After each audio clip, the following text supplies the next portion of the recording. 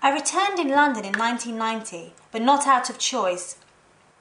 If all the events took over 10 years to develop, this slow motion of being never occurred to me, as everything travelled at the speed of life. Only now I can be in a position to go back in time, maybe not in the right order, but then again things never turned out the way they should have been in the first place. I always had this dream about England, being heaven in a little cottage in the countryside surrounded by roses. I wonder if that would be heaven, if I wouldn't be bored beyond redemption. The rest of the story needs not be cut off in action, and indeed would hardly need telling if my imagination wasn't so cribbed by the sheer lack of objectivity and lazy care for my demented surrounding.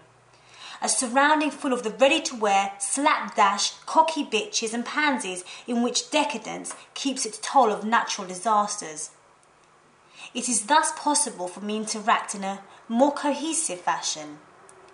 This is merely based on my own assumption that my life, or the decade we've just missed, is easily movable, adjustable and reshapeable, therefore flexible enough to be played with again and again.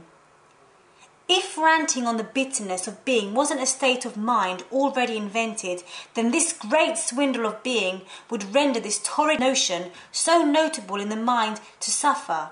So describe a Hamlet into the biggest E ever conceived in the history of mankind.